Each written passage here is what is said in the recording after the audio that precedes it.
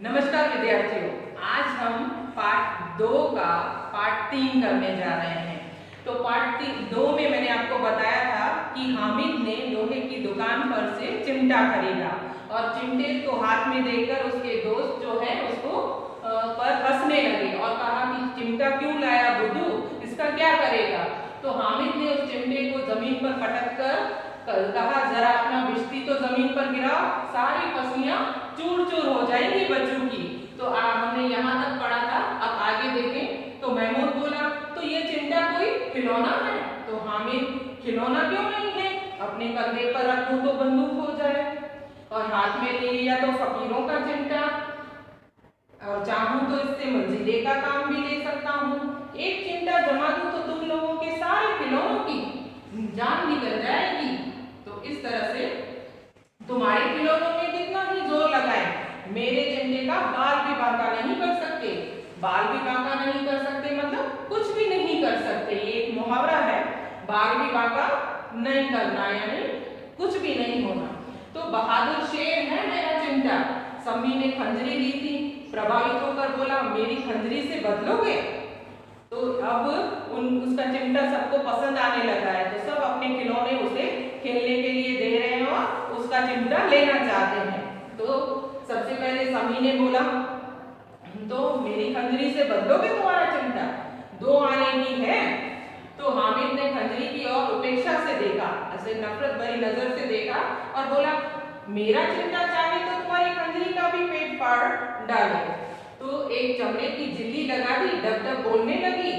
खंजरी मतलब ऐसे डम डम डम डम बजती है, उसे खंजरी बोलते हैं। तो कहता है वो झिल्ली एक लगा दी है उस पर और डब डब बोलने लगती है, तो जरा सा पानी लग जाए तो खत्म हो जाए। मेरा बहादुर चिमटा आग में, पानी में, आंधी में, तूफान में बराबर डटा रहेगा। तो इस तरह से चिमटे से सभी जो है वह मोहित हो गए, प्रभावित हुए और वो लेना चाह रहे थे। लेकिन अब पैसे किसके पास धरे थे, यानी उन लोगों ने तो खाने पीने और खिलौनों में सब पैसे खत्म कर दिए। अब किसी के पास पैसे नहीं थे तो क्या करते। फिर मेले से बहुत दूर निकल आए, धूप भी तेज हो रही थी, घर पहुंचने की भी जल्दी थी। तो बड़ों से जिद करे तो भी चिमटा नहीं मिल सकता। तो हामिद चालाक है, इसीलिए उसने अपने पैसे बचा रखे थे और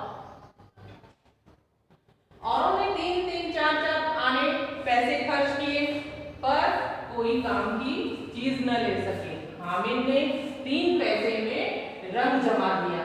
तो सच ही तो है, खिलौनों का क्या भरोसा, टूट फूट जाएंगे, हामिद का चिमटा बना रहेगा। मौसी ने कहा, जरा अपना चिमटा दो, हम भी देखें, तुम हमारा बिस्ती लेकर देखो।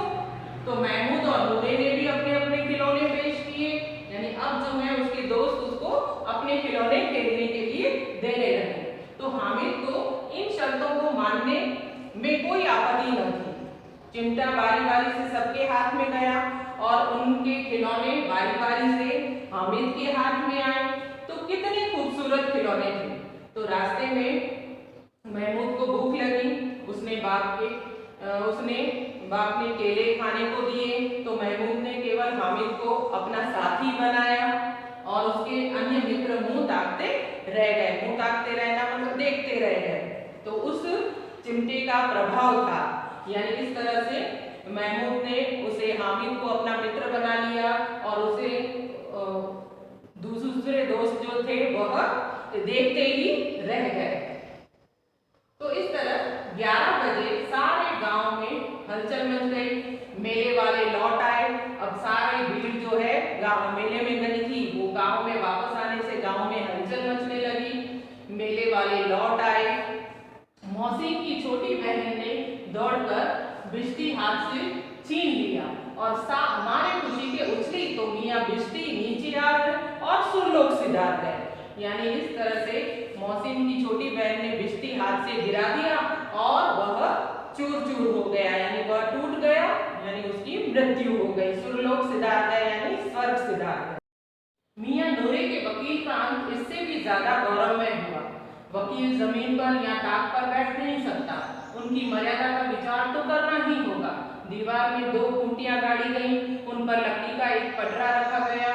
पटरे गद्दे पर कागज का एक कालीन बिछाया गया और वकील साहब राजा भोज की भांति सिंहासन पर विराजे और नूरे ने जो है वह पंखा चलना शुरू किया। अदालतों में खस की टटियां और बिजली के खंभे होते हैं। खस की टटियां मतलब एक घास फूस से बना हुआ पर्दा होता है जिसपे पानी छिड़का जाता है और वो पानी से ठंडी ठंडी हवा आती है।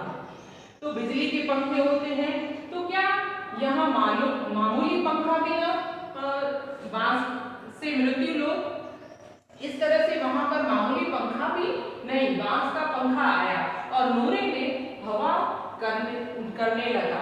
तो मालूम नहीं पंखे की हवा से या पंखे की चोट से वकील साहब स्वर्गलोक से मृत्यु लोक में आ रहे थे। यानी इस तरह से वकील का भी अंत हो गया। जैसे ही हाथ का पंखा चलाना शुरू किया और वो पंखा उस वकील को लगा और वकील जो है वो नीचे आ गए। तो वो स्वर्गलोक से मृत्यु लोक में पहुंच गए। तो उनका माटी का चोला माटी में मिल गया और फिर बड़े जोर जोर से मातम हुआ।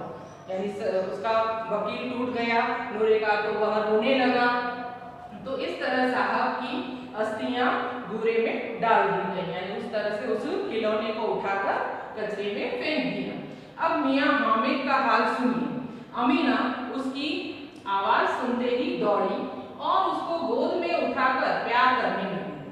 सहसा उसके हाथ में चिमटा देखकर वह चौंकी और बोली, ये चिमटा कहाँ से लाया? तो इस तरह से हामिद की दादी ने देखा कि वह आया और उसके हाथ में एक चिमटा है। तो उसने पूछा दादी ने कि ये चिमटा कहाँ से लाया? तो हामिद ने कहा, मैंने मोल लिया है। मोल लिया है मतलब पैसों से खरीदा है। तो क्या पैसे में, यानी कितने पैसे में? तो 3 पैसे दिए। तो उसने कहा 3 पैसे? तो अमीना ने छाती पीट ली। यानी अमीना जो है वह अफसोस करने लगी, रोने लगी। यह कैसा बेसमझ लड़का है कि दोपहर हुआ, कुछ खाया न पिया, लाया क्या? चिमटा। सारे मेले में तुझे और कोई चीज नहीं मिली जो यह लोहे का चिमटा उठा लाया? यानी इसकी दादी जो है वह रोने लगी कि उसे सारे मेले में कुछ नहीं मिला और उसने कुछ न खाया न पिया और ये चिमटा उठा लाया। तो इस तरह हामिद ने अपराधी भाव से कहा, तुम्हारी उंगलियां तवे से जल जाती थी इसलिए मैंने लिया। यानी इस तरह से वो डर डर कर अपनी दादी से कहने लगा कि जब तुम रोटी बनाती हो और तवे से उतारती हो तो तुम्हारी उंगलियां जल जाती थी, इसलिए मैंने ये चिमटा लिया।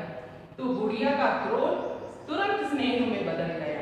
यानी इस तरह से उसकी दादी का जो गुस्सा था वह प्यार में बदल गया और बच्चे में कितना त्याग, कितना सद्भाव और कितना विवेक है।